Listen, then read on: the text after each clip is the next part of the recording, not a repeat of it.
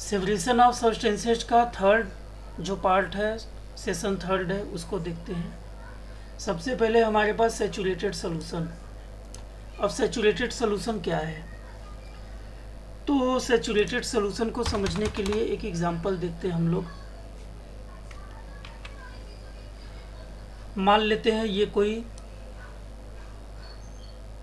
गिलास है,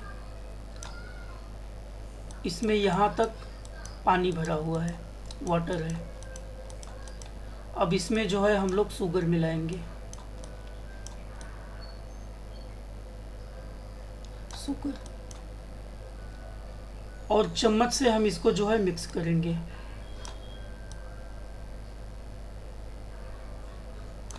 चम्मच से हम इसको मिक्स करेंगे, फिर थोड़ा सा और शुगर मिलाएंगे, मिक्स करेंगे, शुगर और मिलाएंगे। हम देखेंगे शुगर मिक्स हो जाएगा, डिज़ोल्व हो जाएगा, पता नहीं चलेगा कहाँ गया। फिर मिलाएंगे और मिलाते मिलाते एक ऐसी सिचुएशन आएगी, एक ऐसा स्टेज आएगा कि वो मिक्स नहीं होगा।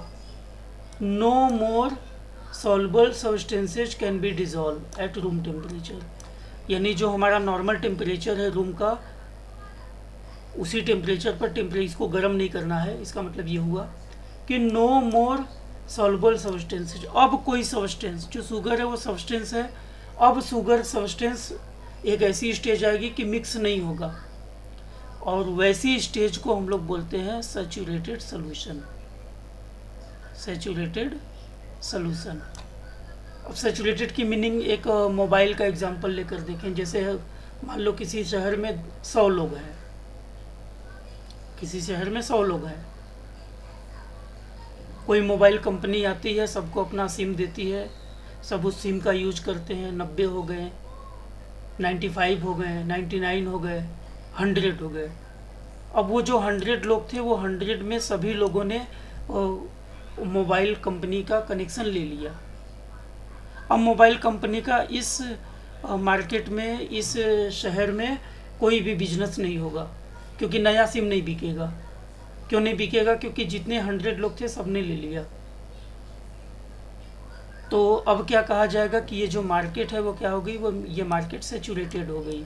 मतलब अब इसमें कोई नया कस्टमर नहीं है। तो सैचुरेटेड मतलब एक ऐसी सिचुएशन, एक ऐसी कंडीशन जहाँ कोई भी एक्टिविटी बंद हो जाए, ना हो। सॉल्यूशन क्या होता है? सॉल्यूशन में 3 चीज होता है।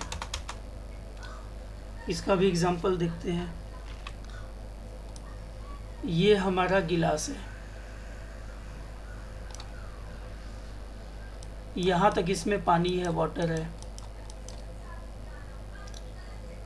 और इसमें हम जो है अभी क्या डालेंगे, सॉल्ट या शुगर डालेंगे। ये मान लो शुगर के पार्टिकल्स हैं, शुगर के पार्टिकल्स हैं।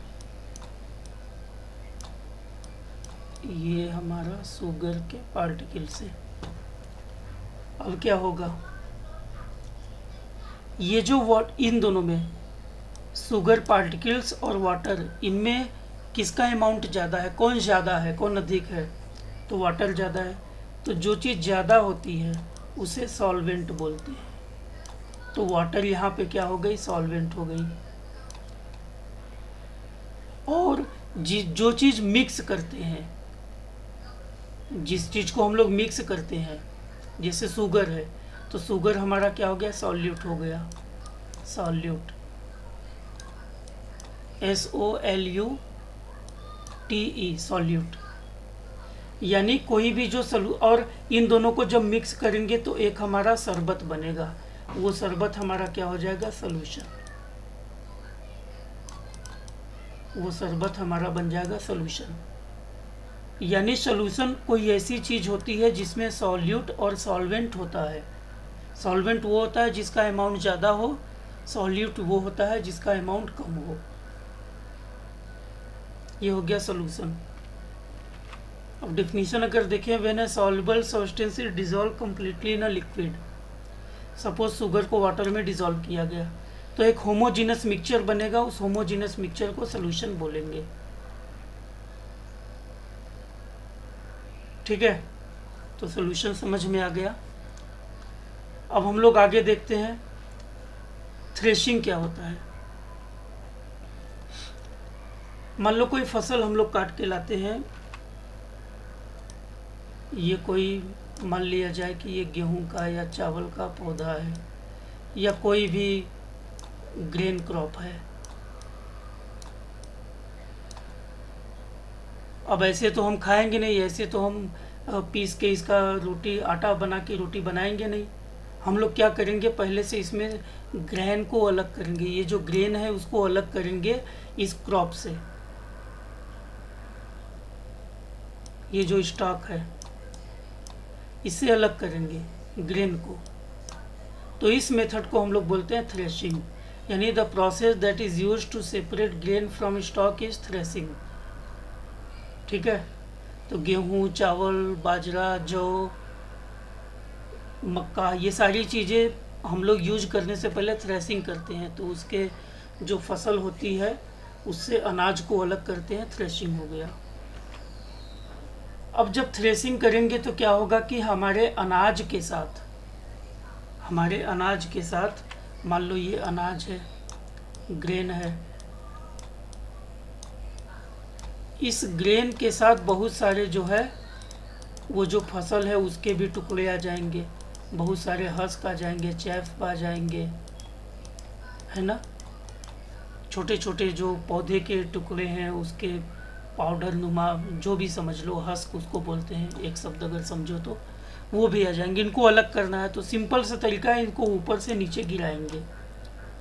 ऊपर से नीचे जब गिराएंगे तो यहाँ पर एक फ़ैन लगा देंगे, ये फ़ैन है, फ़ैन चलने से हवा चलेगी और हवा से क्या होगा कि जो हल्के टुकड़े होंगे, ये हल्के टुकड़े ये उड़ के पीछे यहाँ चले आएंगे और जो हैवी ग्रेन्स होगा वो यहाँ आ जाएगा। इस प्रोसेस को हम लोग बोलते हैं विनोइंग। तो ये घर में तुम लोगों ने देखा होगा, जो लोग गांव के हैं उन्होंने देखा होगा, ये है विनोइंग। तो थ्रेशिंग हम लोग समझ चुके थे, थ्रेशिंग फिर से समझ लेते हैं कि आटा हम लोग डायरेक्ट तो नहीं गेहूं के पौधे से खा लेते, पहले हम लोग गेहूं के पौधे को काटते हैं, काटने को हार्वेस्टिंग बोलते हैं, फिर उसमें से अनाज निकालते हैं। उस अनाज निकालने की जो टेक्निक होती है, the grains need to be separated, this is done by threshing. तो थ्रेशिंग क्या होता है, threshing is the process of to separate grains को सेपरेट करते हैं स्टॉक से, उस प्रोसेस को थ्रेशिंग हम लोग कहते हैं। मैनुअली भी होता है, मैनुअली का मतलब कि उसको जो है किसी उस पत्थर पे रख दो, उसको जो है किसी लकड़ी के मोटे डंडे से कूटो, कूटने से वो अलग हो जाएगा। लेकिन इसमें टाइम बहुत लगता है और परफेक्शन भी नहीं आता है, तो इसको मशीन से हम लोग करते हैं। मशीन से करते हैं तो जल्दी हो जाता है। ये गेहूं का पौधा है, ये वाला गेहूं के अनाज, देखो गेहूं के दाने हैं। अब ये मैनुअली किया जा रहा है, यहाँ पे मैनुअली किया जा रहा है और यहाँ मशीन से किया जा रहा है। तो मशीन से भूसा अलग निकल जाएगा और अनाज अलग निकल जाएगा, जल्दी हो जाता है। तो उस मशीन को हम लोग कंबाइन हार्वेस्टर बोलते हैं, यानी ये काटता भी है और थ्रेसिंग भी करता है, हार्वेस्टिंग एंड थ्रेसिंग दोनों करता है। तो ये कंबाइन मशीन से हम लोग करते हैं।